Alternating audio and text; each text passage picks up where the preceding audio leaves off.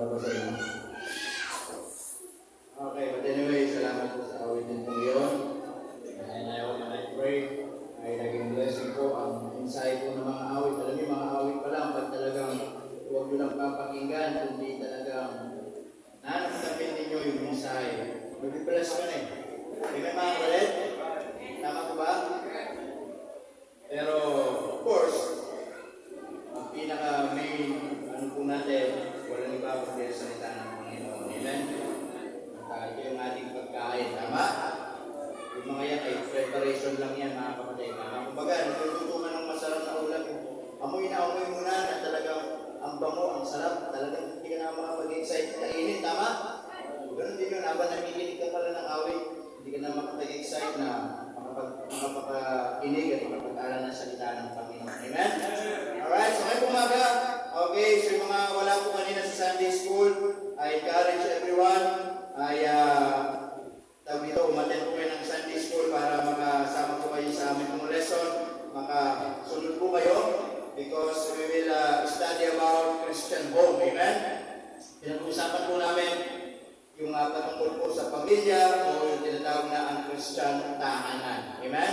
So meron po mga handout na ibinigay. So yung mga wala po kanina, ay please, on Sunday, be on time. At para mabigyan po kayo ng mga handouts at hindi kayo tuluyang mapalayo sa pinag-aaralan at makasunod po kayo. Amen? So 9 o'clock po ang ating Sunday school time. Pero kanina ay 9:30 na po nag-start dahil mga nalate din po, kaya medyo nalate din tayo sa ating pong worship. Kaya pag on time tayo sa Sunday school, on time tayo sa ating pong worship. Amen? So mahalaga po yung ating pinag-aaralan, lalo na po mga kapatid ay ito po isa sa pinakamahalagang aral po ng Panginoon. Okay, so tayo po ay mag-aaral po ng salita ng Diyos. Buksan po natin yung Bible po natin, yung book of Matthew chapter 7. Okay, Matthew chapter 7. Tumayo po tayo lahat bilang pagbibigay lagi ng galang sa salita ng Diyos. Okay, in verse 24. Matthew chapter 7. In verse 24.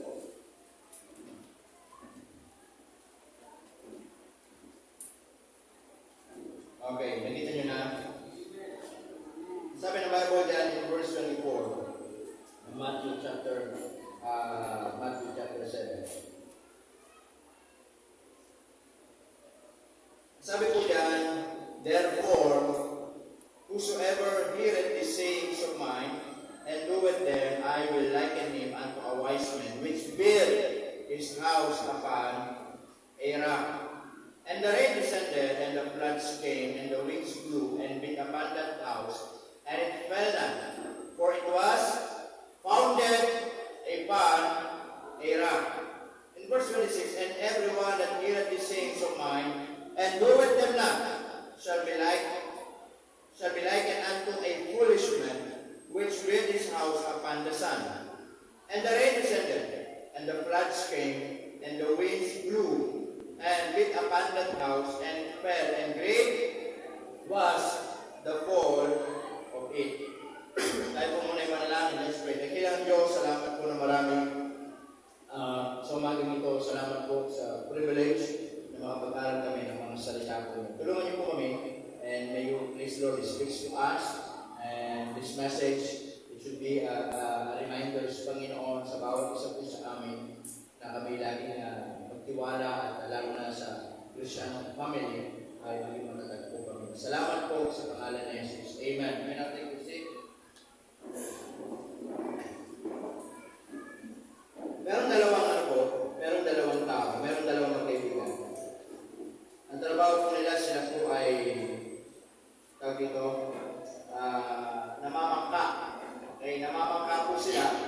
At inutusan sila ng kanilang amo.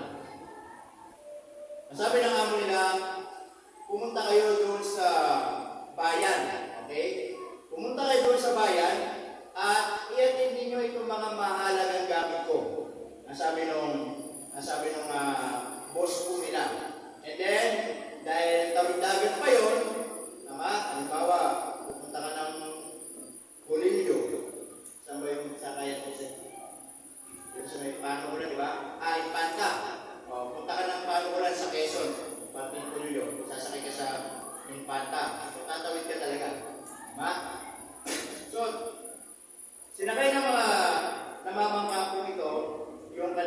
yung gamit ng kanilang amo. So, nag-isang bangka po sila. Kasi maraming gamit. And then, on their journey, sa kanila pong paglalakbay, namamangka po sila, dumating yung time na nag-asaran po sila. Okay? Nasabi ng isang lalaki, ang bagal mo naman. Naunahan na kita. Ang ginawa naman ng isang kasama niya, pinilisan yung motor ng makina ng bangka, talaga namang naunahan siya. And then, sabi niya, ang bagal mo naman, naunahan na kita. And then, hanggang hindi nila namamalayan sa kanilang sarili na nag-uunahan na po sila. Okay? Nag-uunahan na sila makarating doon sa bayan. Ang problema, dahil mabilis na po yung bangka, nag-uunahan po sila, nalalaglag po yung mga gamit ng amo nila na hindi nila namamalayan. Nahulog yung gamit, nahulog yung bag, nahulog yung importante mga gamit na inuutos sa kanila na dalhin doon sa bayan. Dahil dumating sa punto, nag-uunahan sila, okay? Nag-aasaran sila, nag-uunahan sila, na kung sino makarating doon sa bayan, hindi nila namamalayan, nahulog yung mga gamit na mahalagang gamit ng kanilang amo. And then, at such time, dumating na sila doon sa pantalan. Sabi niya, una ako. O ma'am, bilis mo And then, pagtingin nila sa bangka nila, they just realize, wala na yung mga gamit, na mga mahalagang gamit na iniutos ng amo nila na dadalhin po nila doon. Amen po mga kapatid? Now, what is the point? Sometimes, in our life, mga kapatid, sa dami ng ating ginagawa o mga ginagawa sa buhay, bilang mga mananampalataya, nakakalimutan natin na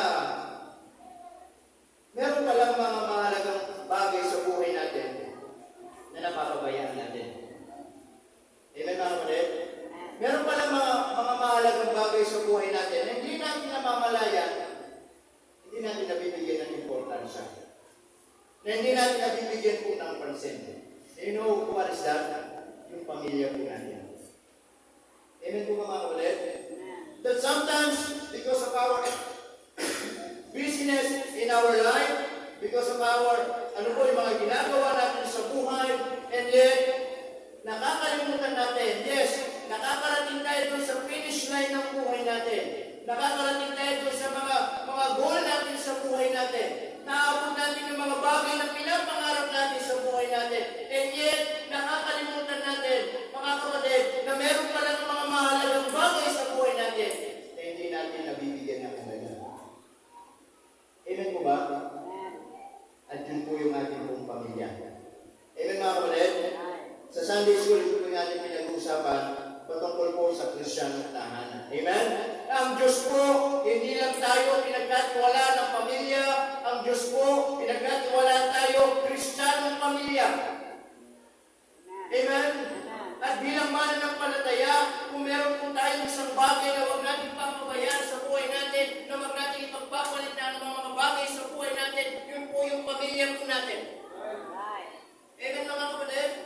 Kaya itong dalawang magkaibigan na ito, mga kapatid, nag-uunahan sila na makapunta doon sa bayan mga kapatid, at nung makarating sila, they just find out, wala na yung mga bagay doon sa bangka na inuutos sa kanila. Amen? Amen mga kapatid? Meron kami pinisita sa Binyan, isa po sa nanay po namin, nasa Binyan po kami. Sa yung pinaka-nanay-nanayan po namin. And then, fellowship kami. Then, nagte-testimony siya. Then, nabanggit niya, alam niyo ba, so, matagal na akong baptist. Doon sa dating sinisimbahan niya. Baptist din po, pero huwag ko nang sabihin yung pangalan. Okay? Yung Christian Bible Baptist Church. Okay? Doon sa San Pedro. Okay? Babakit siya naman nagsabi. Sabi niya, tagal mo na kung nagsisimba doon. Mula nung napalipat ako sa harvester, sabi niya, hindi po sa atin doon sa Kamunan. Sabi niya, doon ko lang na-realize kung ano po ang mahalaga ng pamilya. Sabi niya doon sa church namin, yung dating pastor namin, sabi niya, yun yung itinuturo sa amin. Sabi niya, never kong narinig tinuro yun sa amin. Yun po yung sabi niya. Tinuturo kami, o ito yung mga activity natin, ito yung gawain natin, meron tayong soul winning, meron tayong evangelism, puro lang yung ano. Pero sabi niya, pagdating sa pamilya, hindi namin narinig yung tinuro yun sa amin. Amen, mga kapatid? You know what? In our church, kaya nga tayo sa church natin, every February meron tayong banquet. Meron tayong couples banquet. Yearly. Just to magpaalala po sa atin. Amen, mga kapatid? Meron tayong youth banquet. Tama? On February 14, yung mga couples po natin, okay? Adult, o tag dito, couples, mga kapatid, kung wala kayong asawa, adult kayo, you are welcome to come. Amen? Meron tayong banquet po dito sa church, Wednesday night at 6 p.m. Okay? Then sa mga youth natin, meron tayong banquet ng February 25 ng 5 p.m. Meron tayong mga guest speaker na binibitahan po natin, mga kapatid. Kahit magkastos yan, but I believe makakatulong ito sa atin. Tama po ba, mga kapatid? And then tayo mga ganon, mga kapatid. Kaya sabi niya, never kong narinig po yun sa akin. Never kong narinig yun na itinuro po sa amin. Amen, mga kapatid? You know what is the point? Sometimes, nakakalimutan natin na meron sa mahalagang bagay na parte ng buhay po natin na dapat natin bigyan ng pansin. Amen po ba, mga kapatid? Bigyan natin ng pansin, bigyan natin ng ano po, mga kapatid, ng panahon sa buhay po natin. Tama? Ngayon, tulad po na nabanggit kanina sa Sunday School natin, ang Diyos gusto niya magpalay ng bawat pamilya. Ang Diyos nagtayo ng banal na iglesia, nagtayo ng banal na tahanan. Pero ang kaaway, ayaw niya ng maging banal na tahanan. Amen po mga kapatid? Ayaw niya maging banal ang iglesia, kaya ang kaaway laging bumugulo sa buhay ng isang tahanan. Kaya kapag ang isang tahanan ay walang Panginoong Diyos at ang gumawa ang ating kaaway, mga kapatid, na marami mga tahanan ang nawawasak, nasisira at hindi nagtatatupay. Amen mga kapatid? Katulad ko, ako lagi ko sinasabi, in-example ng aking sarili. Pagdating sa pamilya, kapatid, hindi ko naranasang magkaroon ng isang tawito ng isang pamilya sa nung ako hindi pa mananampalataya. Kasi bata pa lang ako, mga kapatid, ay ang tawag dito ay sa lola na po ako iniwan at yung lola ko ng alaga sa akin. Kaya hindi na ako lumaki. Okay? Kasi wala akong magulang nagpalaki sa akin. Okay? Kaya hindi na ako lumaki kasi wala nagpalaki sa akin mga magulang. At hindi nyo sila yung sige, ang lalaki nila. Sino yung mga magulang sila? Nagpalaki sa kanila. Ewan ko lang tayo kasi. Malaki din naman ano. Okay? But what is my point, mga kapatid? Ang hirap ng walang magulang, mga kapatid, na lalaki ka na walang magtuturo sa iyo. Tama po ba, mga kapatid? Kaya po, ang ating kaaway, kapag yan ang gumawa sa buhay po natin, hindi natin kayang magpatagumpayan kapag wala ang Panginoon sa buhay natin. Ang sabi ng Bible sa Psalms chapter 27, verse 1. Okay, Psalms chapter 27, in verse 1. Anong sabi po ng Panginoon dyan? Ang sabi doon? Except the Lord build the house. Ano sabi? Psalms 127 verse 1. They labor is in vain. Tama po ba? Maliban ng Panginoon ang magtayo ng isang Kristiyanong pamilya, mga kapatid, ang kanilang pagpapagal ay magiging baliwala. Amen mga kapatid? Kaya nga po napakahalaga na maunawaan po natin na ang Diyos ay hindi lang pamilya, kundi Kristiyanong pamilya ang itinatag niya sa bawat isa po sa atin. Amen mga kapatid? Christian family. Pag sinabing Christian family, mga kapatid, ito yung mga bawat pamilya na merong nakakilala sa Panginoon at lumalakad sa kalooban po ng Panginoon. Amen? Kaya sa binasa po natin, doon po sa Matthew chapter 7, ng Panginoon ay nangangaral. At nung siya nangangaral, mga kapatid, sabi niya, yung mga nakikinig ng kanyang pangangaral ay kinumpara niya sa isang pamilya. Sa isang tahanan na itinayo ang kanilang tahanan sa bato. At nang dumating ang kapagsubukan yung bagyo, hindi po bumagsak yung tahanan po nila. Because it was founded doon po sa bato. Amen mga kapatid? Then yung isa na hindi nakinig, ikinumpara niya sa isang mangmang na nagtayo ng bahay, subalit yung kanyang pinagtayuan ay buhangin. Na dumating yung bagyo, na sabi ay magaling na tangay yung bahay nila. Amen mga kapatid? Magaling na tangay yung itinayo nilang bahay because yung kanilang foundation ay mahina. Amen mga kapatid? Now, pag-aralan po natin mga kapatid, patungkol po sa family foundation. Family foundation. Amen?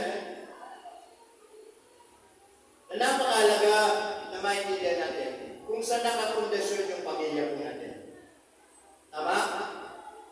Ang matibay na pundasyon ng isang pamilya, walang iba kundi ang Panginoon. Kaya sabi ng Psalms 127 verse 1, except the Lord build the house, their labor is in vain. Amen po ba? Na hindi po mga bagay-bagay dito sa mundo ang magpapatibay sa pamilya. Hindi po pera ang magpapatibay sa pamilya. Hindi po pera ang mga bagay dito sa mga bagay-bagay sa mundo ang magpapatibay sa Kristiyanong pamilya. Alam niyo kung ano po, kung sino? Ang Panginoon. Amen mga kapatid? Why? Maraming mga pamilya, maraming pera, hindi masaya. Maraming mga pamilya dito sa mundo, nasa kanila na lahat ng bagay, ang gulo ng buhay nila. Tama mga kapatid? Maraming mga pamilya, para bang materialista, sabihin mo, nakakaingit naman yung mga yon, pero tingnan mo, ang gulo ng buhay nila. Amen mga kapatid? Nag-aaway-away. Bakit? Kasi nga po, isang katibayan, katunayan po na hindi po sa material ang pundasyon ng pamilya po. O ng tahanan po natin. Amen mga kapatid? Kundi ang Panginoon. Tama? Kahit wala kang pera, kasama kayong pamilya, nakasama niyo ang Panginoon. Mga kapatid, that is the will of God. Amen mga kapatid? That is the will of God to every Christian family. Amen? So number one, makikita po natin the foundation of a husband or a father. The foundation of a husband or a father. Anong foundation ng isang tatay o ng isang asawa, ng isang ama, mga kapatid? Of course, mga kapatid, makikita po natin na itong foundation ng isang ama o ng isang lalaki, he must be a spiritual leader. Amen mga kapatid? He must be a spiritual leader. Ang sabi ng Bible in Ephesians chapter 5 in verse 23. Ephesians chapter 5 in verse 23. Ang sabi ng Bible yan in verse 23 mga kapatid, for the husband is the head. Amen? Is the head. Sabi ng mga babae daw, sila yung leeg. Nasa kayo din daw, ano? Nasa kayo din daw yung ulo. Yung mga babae, leeg daw sila. Hindi ko. The husband is the head of the wife, even as Christ is the head of the church, and he is the Savior of the body. In the book of Deuteronomy chapter 4 and verse 9.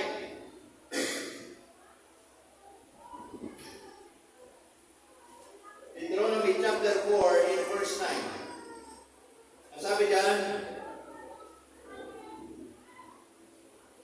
sabi ng Bible dyan, Deuteronomy chapter 4, in verse 9, only take heed to thyself and keep thy soul diligently, lest thou forget the things which thine eyes have seen, unless they depart from thy ear, thy heart all the days of thy life. But teach them thy sons and thy sons' sons. Nakikita nyo? The word, and teach them thy son and thy sons' sons. Amen?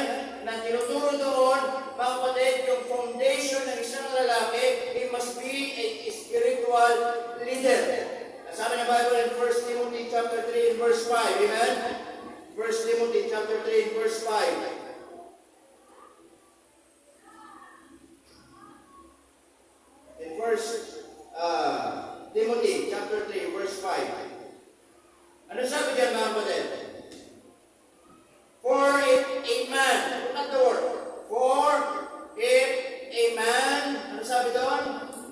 Know not to rule his own house, how shall he take care of the church of God? Amen mga kapatid?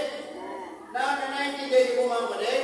Ang sabi doon, kung hindi kayang pamuluhan ng isang tahanan, hindi kayang pamuluhan ng iglesia. Amen po ba? Ibig kong sabihin, nagsisimula ang pamumuno sa loob ng tahanan. Tama mga kapatid? Na ganoon din po sa buhay ko bilang isang lingkod ng Panginoon. Amen? Na kung kayo aking tinuturuan, kailangan kong turuan yung pamilya ko. Tama po ba mga kapatid? Kung kayo aking pinapangaralan, kailangan kong pangaralan yung una yung pamilya ko.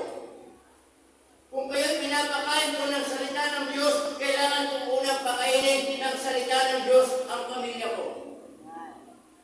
Because hindi ako magiging mabuting leader ng isang iglesia kung hindi ako magiging mabuting leader sa loob ng tahanan. Tama po ba mga kapatid? I'm not a good pastor, I'm not a perfect husband, but all of us, we are trying our best to serve the Lord. Amen? Tama po ba mga kapatid? Hindi naman pwede pinapangaralan ko ay lagi, preaching ako ng preaching dito, salita ako ng salita sa mga miyembro, tapos yung pamilya ko, hindi ko napapakain na salita ng Panginoon.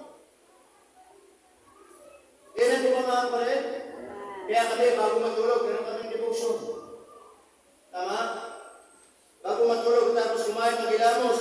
Okay na yung mga, alam na nilang gagawin ng mga anak ko, kukunin na yung mga Bible nila, magdidibuso kami, aawit kami, may mga pasasalamat sa Panginoon, magsishare ako, tapos magbe-pray kami sama-sama, because that is the will of God. Abay, kahit po rito naman, ang nangaral ko sa inyo, yung asawa ko, di ko tinuturuan. Tama? Bakit naman, ang galing kong pastor, di ako magaling sa pamilya ko. Amen mga kapatid? What I'm saying is this mga kapatid, mga kapatid, kung ako'y ginagawa ko yung pagiging pastor ko sa inyo, bilang leader, bilang tatay, ganun din ang ginagawa ko sa pamilya ko. Tama po mga kapatid? Kaya, lalo na tayo kung mga kalalakihan, dapat meron tayong foundation that we are, mga kapatid, the spiritual leader. Amen po ba? Dapat tayo po mga asawang lalaki, tayo ang namumuna, sasabihin natin sa pamilya natin, linggo ngayon, magsibangon kayo, magsisimba tayo. Tama mga kapatid? Bakit po? Ay tayo po mga leader ng tahanan. Amen mga kapatid? Ang pangit naman, sasabihin pa ng anak ko na, Papa, suka naman tayo. Dapat hindi po ganun. Tama? Kaya mga anak namin sa pagtulog pa, talagang maingay na kami, talagang pagsibangon na ngayon. Bakit? Para maunawaan nila paglinggo, araw ng simbahan. Amen mga kapatid? Ang paglinggo, araw ng gawain ng Panginoon. Tama po ba mga kapatid? Dahil po mga lalaki, pinagkatiwala ng Diyos katulad ni Adan. Para magkaroon ng foundation ng pamilya natin, tayo muna magkaroon ng foundation. Tama? Tayo magkaroon ng unang foundation, magkaroon ng salita ng Diyos, magkaroon ng salita ng Panginoon. Amen? Turuan natin yung pamilya natin, turuan natin yung mga anak natin, turuan natin yung asawa natin, turuan natin sila na pagdating sa Panginoon, mahalaga at wala ng iba. Amen mga kapatid? Turuan natin silang manalangin, turuan natin silang pagbasa, turuan natin silang paglinggo'y paunawa sa kanila, araw ng linggo, araw ng church. Amen mga kapatid? Ay sabi diyan, we must be a spiritual leader. Amen? Practice i-practice natin yung sarili natin. Turuan niyo yung mga anak niyo, bago kayo matulog, turuan niyo sila. Amen? Turuan niyo mag-pray, turuan niyo magpasalamat, turuan niyo magbasa ng Bible, turuan niyo yung tinatawag na family devotion. Amen po ba mga kapatid? Amen po ba? And yet, ganoon din sa mga ano po, amen? Sa pamilya po natin. So ipakita po natin na meron tayong spiritual, na tayo mga spiritual leader. Tama? Minsan, leader ka sa trabaho mo. Minsan, leader ka sa kung ginagawa mo sa trabaho mo o saan man. Sana, ganoon din sa loob ng tahanan. Leader din tayo. Tama mga kapatid? Amen po ba? Na minsan, ito yung hindi natin nagagawa. Na minsan, marami dito yung hindi natin nabibigyan po ng pansin. But God entrusted us, mga kapatid, to become a spiritual leader. Amen? Yun yung maging foundation po natin. Tama po ba? Kaya hindi yung pag-Sunday, yung tatay pa yung hindi sisimba. Amen? Pag-Sunday, tatay pa yung ang hirap bumangon. Pag-Sunday, tatay pa yung tamad pumunta sa church. Tama mga kapatid? How can we set a good example and how can we become a spiritual leader pag laging ganun? Tama mga kapatid? Kaya maging foundation natin na tayo po ay spiritual leader. Tama? Pakainin natin ang salita ng Panginoon. Amen po ba mga kapatid? Lala tayo po mga kalalakihan. Ang sabi ni Joshua, as for me and my house, we will serve the Lord. Amen? Hindi niya sinabi ang asawa niya, hindi po ba tayo sa Panginoon? Hindi niya tinanong yung mga anak niya, mga anak, pag-inig po ba tayo sa Panginoon? Kasi yung mga kasama natin mga Israelita, bumabalik sila sa dating diskusyon nila. Tayo kaya? Ano gagawin natin? Ang sabi ni Joshua, whether you like it or yes, I am the father, and I must be a leader. Sabi niya, as for me and my house, we will serve the Lord. Amen mga kapatid? Hindi na kailangan pag-usapan kung sisimba. Hindi na kailangan pag-usapan kung pupunta sa church. Tama po ba mga kapatid? Kaya pag-araw ng linggo, we must take an example. Linggo ngayon, magsimba tayo. Tama? Yung madala mo sa Panginoon, yung pamilya mo. It is, mga kapatid, yun po yung ating pagiging leadership. Amen? Tama? Hindi yung kapag-araw ng linggo, minsan tayo pa mga tatay, mga nangunguna, may mga tatay, sila pa yung nangunguna, araw ng linggo, punta tayo sa mall. Araw ng linggo, punta tayo magsimba, maglabatsa muna tayo. Mga kapatid, when it comes on Sunday, araw ng Panginoon ang pinaka-importante. Tama po ba mga kapatid? Huwag nyo nang hintayin, yung mga anak nyo, malagatin kayo. Papa, simba tayo. Di ba parang nakikiusap pa? Tama? Di ba parang nakikiusap pa sa'yo para lang makapagsimba sila? Dapat hindi po gano'n. Ikaw na dapat ang gumagawa mo. Amen po mga kapatid? Ikaw na dapat ang nag-i-initiate. Bakit? We are a leader. Amen? So the foundation of a husband and father. Amen? Then the second thing, mga kapatid, the foundation of a wife or mother. Okay? Anong makikita po natin, mga kapatid, hindi lang spiritual leader, but also makikita po natin yung noble character. Amen? Yung godly character. Tama po ba? Ang sabi ng Bible, in Ephesians chapter 3, 1 Peter chapter 3.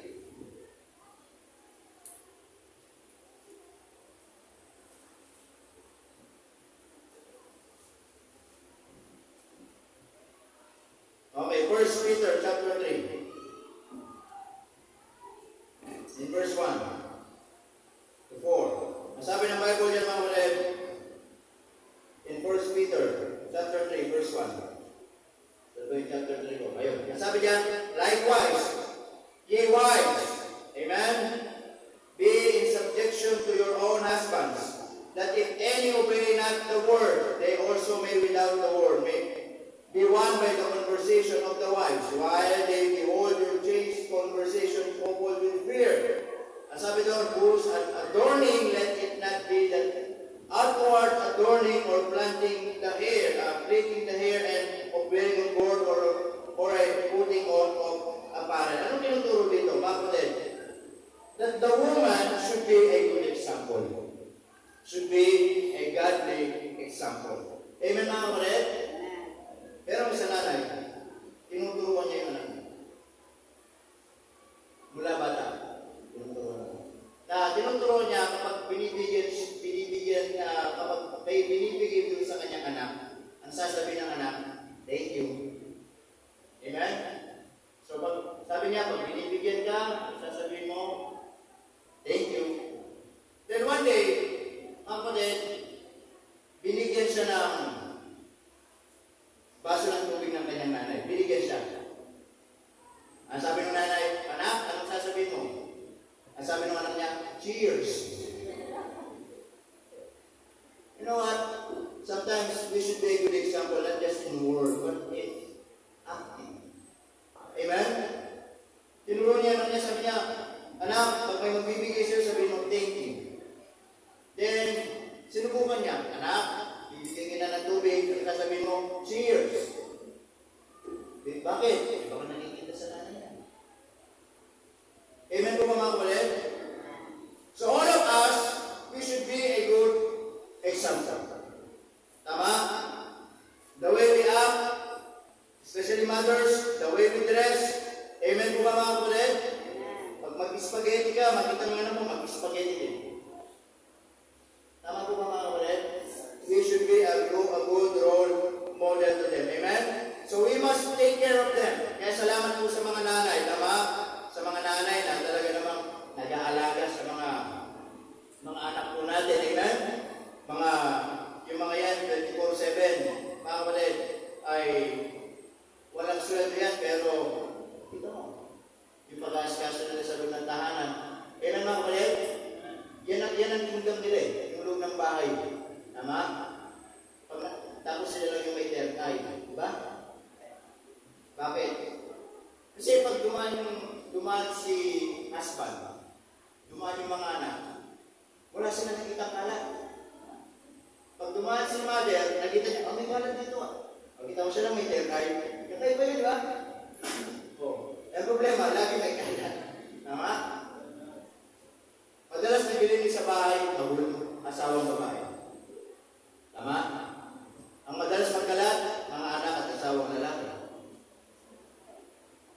Tama? Yung bang magpapalit lang ng damit, kalkalat yung buong Durabox, isang damit lang ipapalit. O ano? Tama mga kapatid? Yung meron kang dinampot, tapos ginamit mo, kung saan mo iniwan, kung saan mo maiwanan, doon na lang. Kasi mga nanay, uy, dito pa rin pinagkapihan ng asawa ko ah. Diba? Right, dito pa rin mga ano. Tama mga kapatid? Mga makalat sa bahay, mga lalaki, mga anak. Salamat kayo. Pero mga nanay, ang sipag magputi, ang sipag mag-asikaso. Amen? Tama? Yung maglinis sila ng isang oras, isang minuto, kalat ulit. Bakit kaya nang gano'n? Totoo po mga kapatid. Dito lang eh. Tama? Magwawalis kami, maglilinis kami, mamag namin. Maglabas lang ng laruan yung dalawa, kalat na ulit talaga. Pero, kita nyo, napaka-pasensyado nila. Tama mga kapatid? Salamat po sa mga nanay na nag-aasikaso sa atin. Nagluluto. Tama mga kapatid? Na kahit hindi masarap yung luto, sabi mo, ang sarap. Tama? Diba, Brother Darwin? Sa susunod, sarap-sarapan pa. Brother Darwin,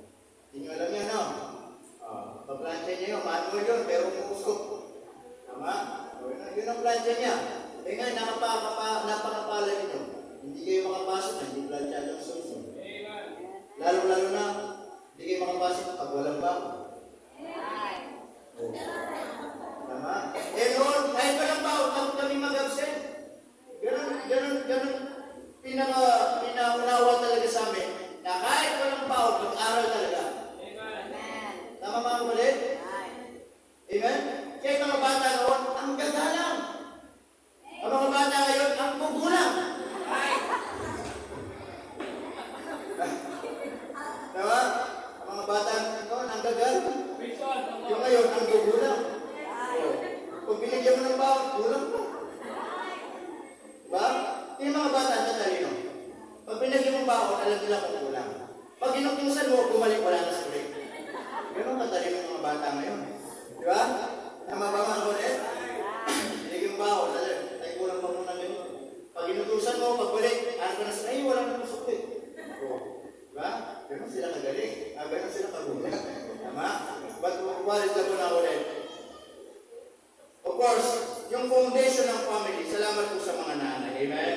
Isa din natin napapansin, but their sacrifice. Amen? Tama mga kulit, yung paglalaba, paghugas ng pinggan, alam nyo yung sa trabaho lang na doon ng tahanan, mga kulit, napakapalag mo kung meron kang nanay na responsable at ginagawa ang pagiging nanay sa iyo. Tama? Maraming mga nanay, pagising sa umaga, nasa bingguan, nasa tama, nandun na sa kapitbahay, may minamarites na. O, di ba mga kulit? O, bago pa lang sasabihin, ay, oras na pala, yung mga anak ko, di pa pala nakapagluto. Yung na mo yung marites, bago magluto. O, di ba? Abay, tanghali na pala, yung mga anak ko, papasok pala. Ay, pangungira yan. Salamat po sa mga asawang babae, amen? Na nandyan, nag-aasikaso, nag-aalaga, tama?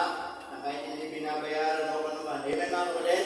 Hindi matatawaran yung mga sakripisyo ng mga yan. Of course, it just a reminder to each every one of us, bilang mga babae mga kulit, yun yung foundation po natin, amen? Na tayo magkaroon tayo ng noble character.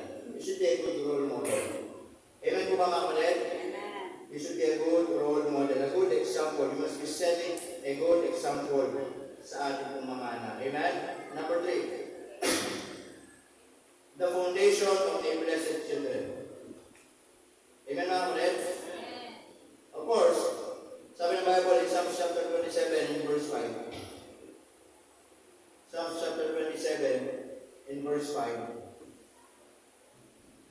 Sabi ng Bible yan, happy is the man that his quiver full of them. They shall not be ashamed, but they shall speak with the enemies in the gate. Amen po ba mga kulit? Sabi doon, happy is the man that his quiver full of them. Amen? Now, sa verse ano po, doon tayo sa verse 3, sabi doon, lo, children are a heritage of the Lord, and the fruit of the womb is his what? Reward. Verse 4, a sorrow are in the hand of a mighty man. So are children of the youth. Doon po sa verse, sa Proverbs chapter 22. Okay, Proverbs chapter 22, verse 6 tayo. Ang sabi ng Bible, Proverbs 22, verse 6, ano po sabi dyan? Train up a child in the way he should go, and when he is old, he will not depart from it. Amen po ba mga kulit? Now, of course, sa Krisyanong pamilya, mga kulit, mahalaga po yung role natin. Amen? Lalo-lalo na sa mga anak po natin. Tama mga kapatid? Mahalaga po yun.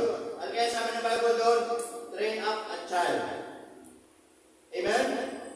In the way you should go, one day, pag tumanda yan, hindi ka iiwanan, hindi aalis sa natutunan, hindi aalis sa mga bagay na natutunan niya sa buhay mo. Amen mga kapatid? At ipagpapatuloy niya po yun. Tama po ba mga kapatid? Now, meron mga pagkakataon sa buhay natin.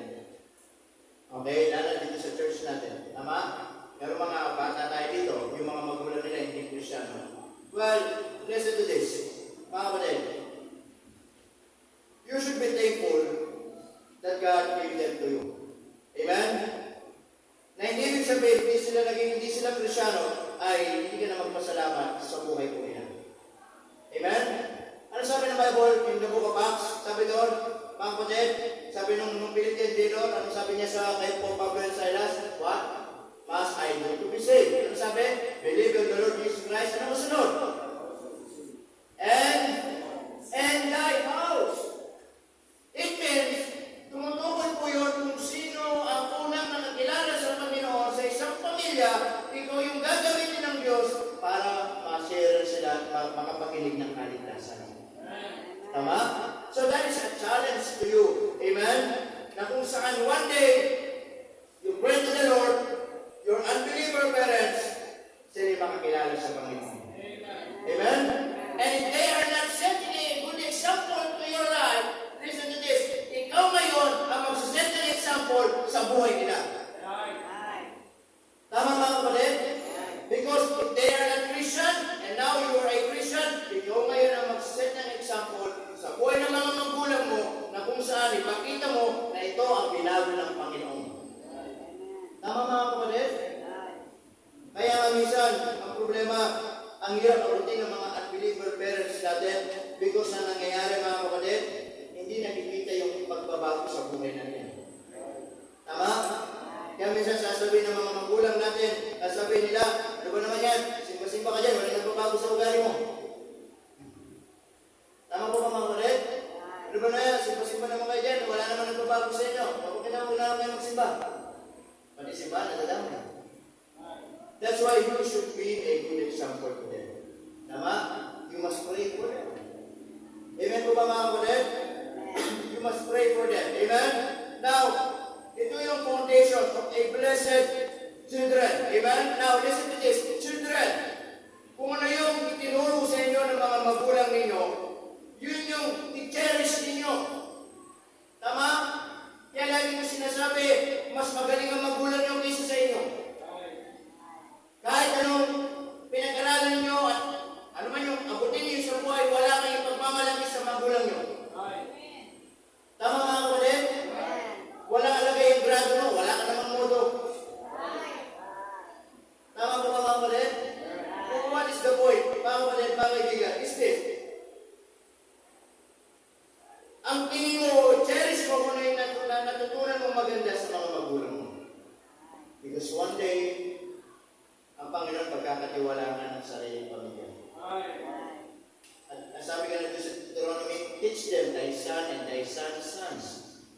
It means, hanggang may nabubuhay sa inyong pamilya. Tama? That one day, pagkaroon ka ng pamilya, ngayon, magilig ka, ma-realize mo kung ano sinasabi ng magulang mo sa iyo pag may pamilya ka na. Nasasabi mo, ay, ito pala yung sinasabi ni mama. Ito pala yung sinasabi ni papa. Tama? Kaya pala sila yung lagi nagagalit sa akin kasi matigas ang ulo. Kasi ngayon, nagagalit ako sa mga anak ko sa tigas ng ulo nila. Tama mga kapatid? Amen po ba? Kaya kung ano yung mga mahalagang bagay na matutunan natin, i-cherish natin yan. Kasi walang magtuturo sa inyo na mas ikakabuti ninyo, una, ang magulang ninyo. Amen po ba mga kapatid? And one day, if God entrusted you, your own family, ito yung ituturo mo sa magiging anak mo. Na may pagpamalaki mo, mga anak, ito yung tinuro ng lolo ninyo sa akin. Tama? Si Mrs. laging ganun ang sinasabi sa mga anak namin. Lagi sinasabi, nung nabubuhay pa yung lolo nyo, di ba? So, ito yung ginagawa sa amin, ito yung tinuturo sa amin. Tama mga kapatid? Alang-alang ituro ko kung ano yung ginagawa sa akin. Eh, magkaiba kami. Eh, ginagawa sa akin, lumaki ako, magulong buhay. Tama? Bata pa lang ako, sanay na ako sa kung ano-ano, kaguluhan ng buhay, pasapulero, lumaki sa rilis, walang magulang, walang nagalaga. Yun ang kinamulatan ko. Salamat na lang, nakakilala ako sa Panginoon eh. Kaya kung hindi ako nakakilala sa Panginoon, isa lang ang pupunta ko. Yeah? Amen po ba mga kapatid? That's why listen to this very carefully. Children, yung mga instruction ng Panginoon sa inyo are so basic, but it is a vital. It's so basic. Ephesians 6:1. Children, obey your parents and the Lord, for this is right. It's so basic, pero napaka-importante. Because one day, makita mo yung anak mo, hindi na sumusunod sa'yo. Bakit? Kasi nung ikaw, hindi ka rin marunong sumunod. Tama mga kapatid? So number 4 and last. Ito yung foundation ng family foundation. Amen? Not only, kapatid, yung foundation of a blessed children, but also the foundation of a family prayer. Tama? Sabi nga ng nasabi, ba? A family that prays together. Masarap sarili lang yun, ano? Pero, may kabuluhan din, ano? Totoo yung mga kapatid. Of course, as a family, hindi huwag natin papabayaan. We must learn how to pray together.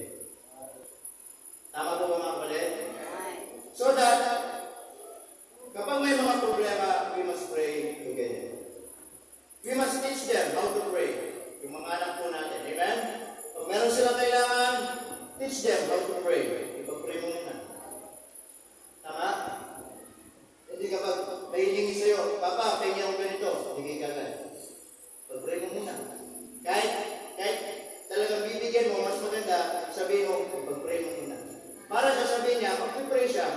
Tama mga kapatid? Pag may mga problema sila, kapag sila mismo naka-experience sa mga problema, matutunan nila mag-pray. Tama mga kapatid? So, yung prayer po sa pamilya, napaka-importante.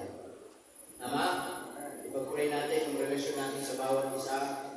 Ipag-pray natin yung relasyon bilang mag-asawa. Ipag-pray yung relasyon natin sa ating mga anak. Ipag-pray kung paano pagpalain ng Diyos yung pamilya natin. Tama mga kapatid? Alam nyo, kung meron mang isang mahalaga, mga kapatid, sa buhay ng bawat isa po sa atin, yun yung i-cherish natin yung pamilya natin ngayon. Habang nandiyan pa. One day, mag-iwa-iwalay din tayo sa pamamagitan ng kamatayan. Tama mga kapatid? Dito lang tayo sa lupa magkakasama. Pero doon sa langit, magkakasama pa din tayo. Especially, listen to this, ang pinakamahalagang trabaho natin na maging pundasyon natin, lalo na bilang magulang, yung kaligtasan ng ating mga anak. Tama mga kapatid? Yung kaligtasan ng ating mga anak. Hindi po yung pagpasok sa school sana hindi mabangga, pagpasok sa school sana hindi po yun. Yun yung kaligtasan that one day, mapapahama po sa Savior mo. Kung hindi niya makilala o kinilala si Jesus sa kanya pong buhay. Amen mga kapatid? Yun yung pinaka-main purpose natin, pinaka-main job natin sa buhay po natin. Amen? To make sure na kasama natin ang pamilya natin dito sa lupa, ay makasama din natin doon sa langit. Tama po ba mga kapatid? Yun po yung pinakamahalaga. Tama? So ipanalangin po natin. Yung pong ating pong pamilya. Sabi po ba nila sa Sunday school natin, gustong sirain ni Satanas. Ayaw ni Satan ang isang pamilya masaya. Ayaw ni Satan ang isang pamilya naglilingkod sa Panginoon. Ayaw ni Satan ang isang pamilya nagtatapat sa Panginoon. Tama po ba mga kapatid? Kaya kapag siya pumasok sa loob ng pamilya, gagawa at gagawa siya. Nalala niyo si Job? Amen? He was so faithful to the Lord. Ang problema lang kay Job, mga kapatid, dahil yung kanyang asawa, ay nasa pananampalataya, nakapasok ng kaaway, siya yung inatake, kaya nangyari, ano nangyari mga kapatid? Kaya imbis na makahanap ng comfort si Job, tama po ba? Makahanap ng comfort si Job sa kanyang asawa, sa lahat ng na-experience niya. Ano sabi ng kanyang asawa? Mamatay ka na, isumba mo ang Diyos. Amen po mga kapatid? Hindi po unbeliever yung asawa ni Job, Kristyano po yun. Tama? Pero, hinayaan niya, mga kapatid, yung puso niya ay makagawa ang kaaway sa kanya. Tama po ba? Let us protect our home through prayer. Amen? Protektahan natin ang ating pamilya sa pamamagitan po ng panalangin. Amen? And through the help of God. Katulad po ng nabanggit kanina mga kapatid, wala tayong ibang maging pundasyon, kundi ang Panginoon. Hindi pera magpapatibay ng relasyon niyo. Hindi pera magpapatibay ng pamilya ninyo. Hindi pera magpapasaya sa mga anak ninyo, kundi ang Panginoon. All of those things in our lives is just a secondary. But those things are not the main reason kung bakit nag-i-exist ang Christian family na meron ka. Amen mga kapatid? Nagpapatuloy ang pamilya natin dahil alam natin kasama natin ang Panginoon. Sa hirap, sa ginhawa, sa kawalan, pagpapala, oportunidad, alam natin it is because of God. Tama po ba mga kapatid?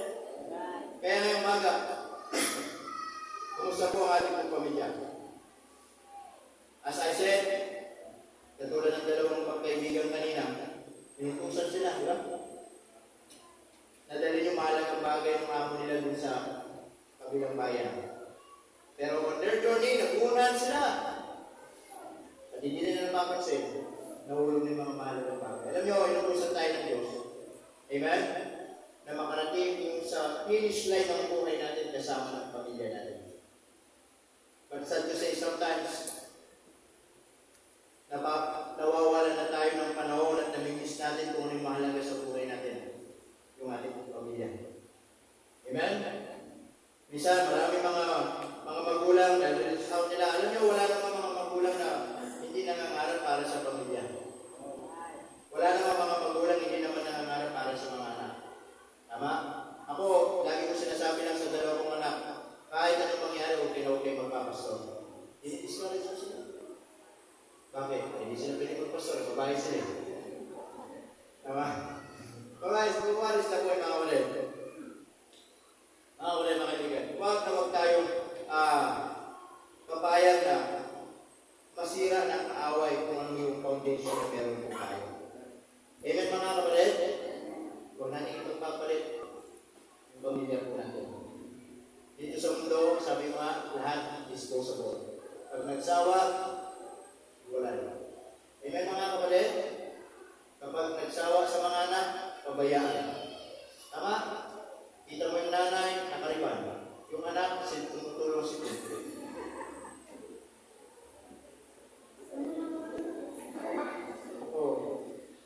Tagay, napakapogi, yung anak, namamalimos. We should be a good example. Tama mga ulit? Matutong tayo bilang pamilya. Sa hirap, sa ginhawa, magkasama tayo. Kaya dito sa church, lagi sinasabi mga ulit, ang pinaka-main ministry po natin dito. Yung pinaka-main ministry, gagawin, nag-usap ko yung mga kalalakihan, mga kapatid, ang pinaka-main ministry natin dito, yung buhay po ng tao. Buhay ng mga batang tinuturuan natin, buhay ng mga kabataan na nandito, buhay ng bawat isa. Amen? Itong building, secondary lang, hindi naman natin madadala sa langit ito. Hindi naman tayo naman mga iglesia ni Cristo na dadala itong building na ito. Kabigat-bigat niya. Tama po ba mga kapatid? Yung mga ginagawa natin din dyan, para sa Panginoon, pero hindi pinaka-importante. Pinaka-importante dito, yung maturuan natin ang bawat isa, makita ang bawat isa, yung mga bata, lalaki sila, makita natin, nananatili sila sa kalooban ng Diyos. Amen? Tama ko ba? Magkaroon man ng pamilya, pero nagpapatuloy sa Panginoon. Maglingkod sa Panginoon. Then, yun ang ministry natin. Tama ba kapatid? Hindi itong building na sabihin, ang liit ng building ninyo, hindi successful ang ministry. Sino nagsabi? Tama? Amen po ba mga kapatid? Amen. So it's not about the building, mga kapatid. It is about how to build, mga kapatid, yung buhay po ng tao in the future. Amen? So, listen to this very carefully, mga kapatid. Bilang pamilya sa iglesia nito, ito yung kailangan po natin. Amen po ba? Pahalagan natin ang pamilya natin. Turuan natin ang pamilya natin maglingkod sa Panginoon. Tama? Ang mga anak natin, turuan natin magkaroon ng takot sa Panginoon. We're not perfect. Walang perfect yung pamilya. Nagkakamali, hindi ko kulang. Ganun din po ako. Amen na ako rin? Pero sinisikap natin dahil utos ng Panginoon. Tama? Upang mapanatili natin dito sa mundo magulong ito na tinatapon ang pamilya, tinatapon ang kasal, tinatapon ang mga anak ko, walang pakialam sa pamilya, ay manatili pa rin, ma-preserve pa rin yung tinatawag Christian family. Amen po mga kapatid? Yung tinatawag na Christian family. Amen? So sana ngayong umaga, ang pundasyon natin, ang Panginoon Diyos. Dito po sa bagay ng mundo. Sapagkat sabi ng banal na kasulatan, lahat ng nakikita at nahawakan mo sa mundo ito, nawawala at pansamantala. Amen? Pero yung ikaw ay kasama mo ang Panginoon, nagtitiwala ka sa Kanya, hindi po yun nawawala. Dahil kung natin tumayo, tayo manalangin. Let's pray. Dakilang Diyos, salamat po ng maraming sa umagang ito. Salamat po sa paalala po ninyo, Panginoon, na kami, dakilang Diyos, ay nagkatiwala nyo ng isang hindi lang basta pamilya, kundi Christian pamilya, Panginoon. We pray, Lord, na tulungan niyo po kami. Mapaalalahanan na marahil nakakalimutan na po namin. Na wala pong exception. Kahit ako, Panginoon, bilang pastor, minsan, ang dami kong iniisip para sa church, daming programa, and sometimes, Ganoon din yung family ko. Minsan may mga pagkakataon na hindi ko nabibigyan ng panahon. Kaya Panginoon, salamat sa mga paalala niyo rin sa bawat isa ko sa amin. Na isang bagay na mahalaga sa amin pala ay yung pamilya po natin.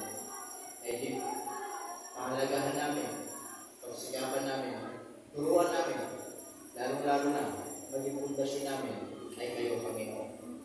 Habang ating mga ulo nakatunog, mga mata na nakikinig, marahil ang Panginoon ang salita ng Diyos ay nag-usap sa inyo. Especially with leaders, ang kalalakihan, tayo maging leader po ng ating puntahan.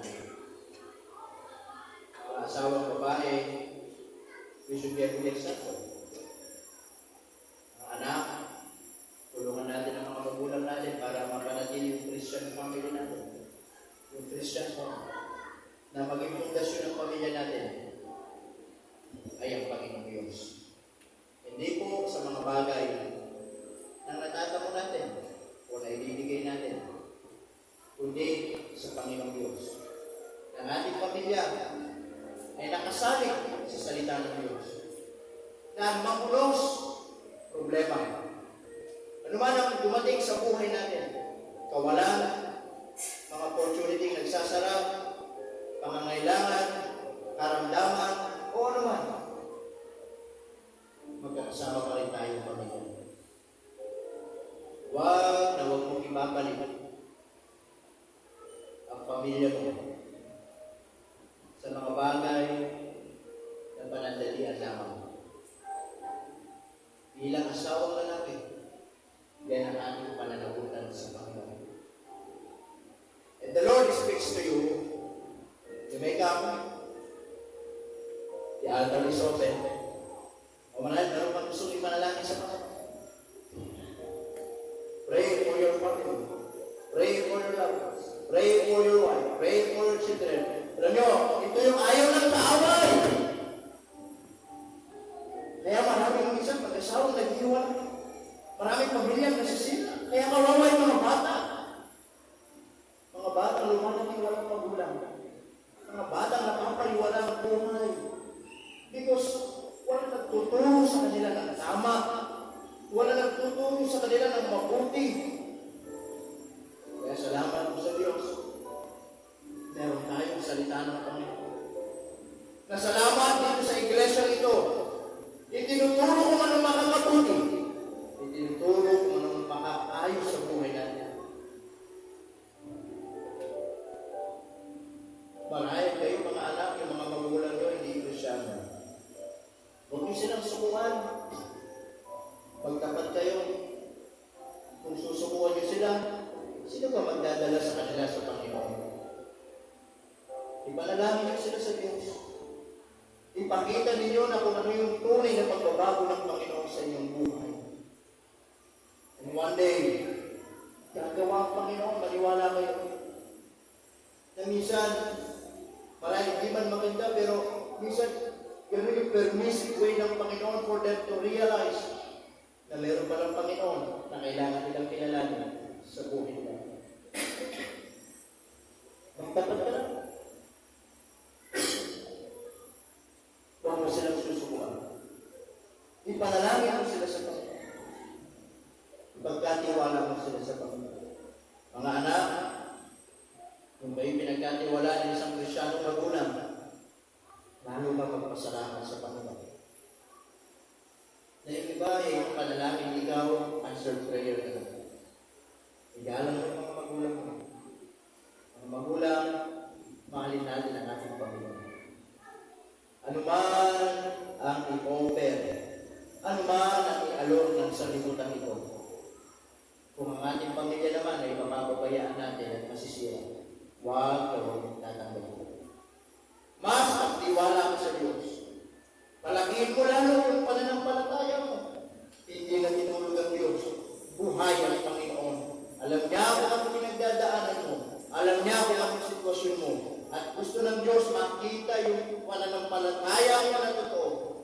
And one day, the Lord will open a door, mga opportunity sa buhay mo, na masasaksihan ng pamilya mo at sasabihin mo, purihin ang pangalan ng Panginoon.